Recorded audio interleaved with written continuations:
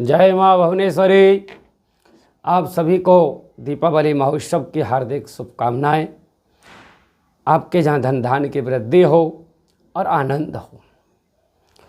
बंधुओं, दीपावली के पहले पुष्य नक्षत्र आता है और पुष्य नक्षत्र जिस बार को आता है, जैसे मानो बुधवार को आया या शुक्रवार को आया, तो इसको विघटनकारी विनाशकारी कहते हैं। लेकिन अगर यही पुष्य नक्षत्र रविवार के दिन आ जाए या गुरुवार के दिन आ जाए तो बड़ा ही शुभ माना जाता है। पुष्य नक्षत्र ग्रह नक्षत्रों का राजा कहा गया है। इस बार पुष्य नक्षत्र 24 अक्टूबर को आ रहा है और वार कौन सा होगा? गुरुवार।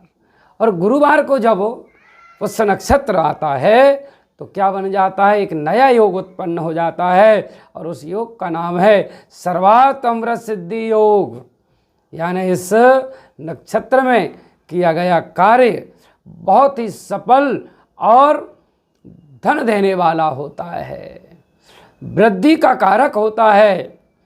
पुष्य नक्षत्र को ऋग्वेद में तिस यानी कि शुभ और मांगलिक तारा भी कहा गया है। ये 100 प्रकार के दोषों को दूर करता है। इस दिन किया गया कार्य बहुत ही शुभ माना गया है। अब 100 दोषों को दूर करने वाला पुष्य नक्षत्र, और साथ ही पुष्य का अर्थ होता है पोषण करने वाला, यानी वृद्धि करने वाला, पालने वाला, और इसका संबंध गाय से भी है। इसका जो प्रतीक चिन्ह है वो गाय के थन बताए गए हैं और गाय हमारे सनातन धर्म में बहुत ही शुभ मानी गई है। कई लोगों ने मुझसे सवाल किया कि महाराज आपने बहुत अच्छी बात बताई, लेकिन आकाशमंडल में ये दिखता कहाँ है और कैसे पहचाने कि यही पुष्य नक्षत्र है? तो इसका सीधा सा जवाब है कि सौरमंडल में इसका गणितीय विस्तार जो क्या है कि 3 राशि 3 अंश 20 कला से 3 राशि 16 अंश और 40 कला तक इसका विस्तार है। इस नक्षत्र के 3 तारे कहे गए और तीनों तारे किस प्रकार के हैं? तीर के निशान के समान आकाश में दिखाई देते हैं और इसके तीर की नोक के अनेक तारों के पुंज के रूप में ये दिखाई देता है।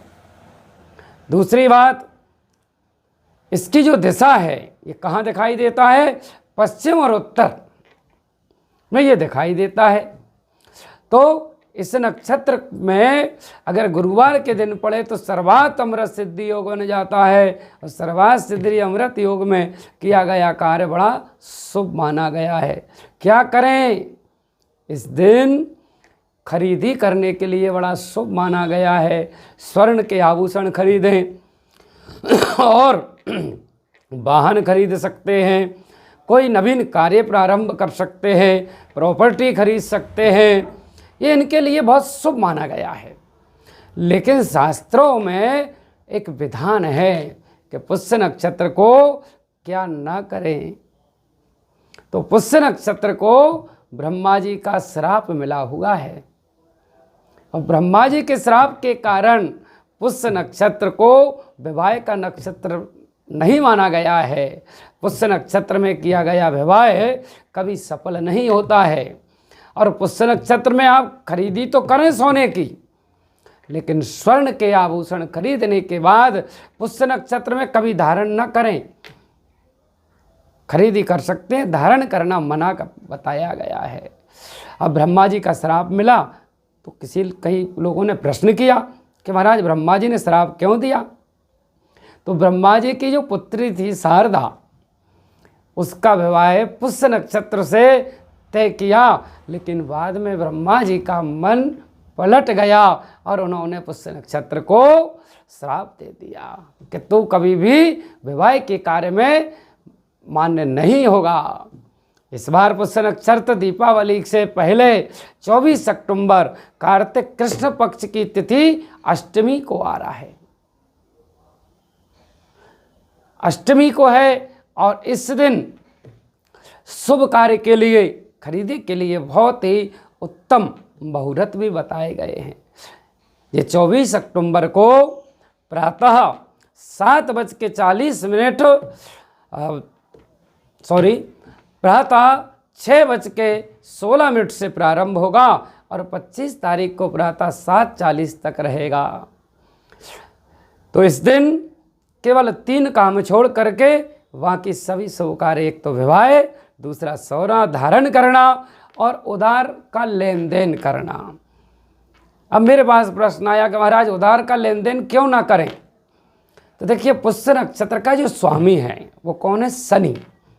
आप जानते हैं शनि है, और शनि सने सने चलने वाला है।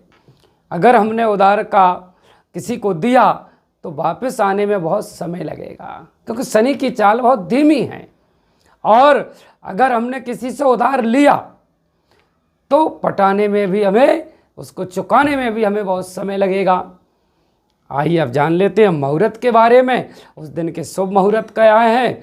गुरुवार का दिन, और सुबह से ही मुहूर्त प्रारंभ हो रहे हैं। सुबह 9:11 से 10:28 तक बहुत शुभ है। अगर आप इस समय नहीं करते हैं तो दोपहर में 11:45 से 1:29 तक आप खरीदी कर सकते हैं।